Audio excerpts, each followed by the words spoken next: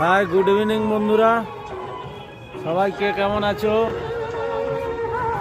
আশা করি সবাই ভালো আছো, আমিও ভালো আছি। চলে এলাম তোমাদের সাথে একটু শেয়ার করতে। সন্ধ্যার দীঘা, সন্ধ্যার ঠিক আগের মুহূর্ত।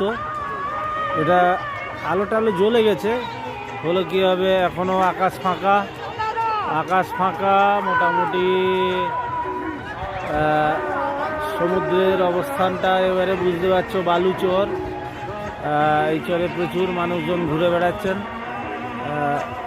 এখন শীতের টাইম তো, এখন দীঘায় সামনে 25শে ডিসেম্বর, 31 জানুয়ারি আসছে, তো দীঘায় অলরেডি কম বেশি ভিড় হওয়া শুরু হয়ে গেছে।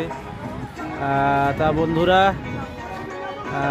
তোমাদের কেমন লাগছে অবশ্যই জানাবে, কমেন্টের মাধ্যমে জানাবে সবাই। ধন্যবাদ সকলকে। Good evening Digha. চলো বাই, পরে আবার দেখা হবে। Love you all, tata.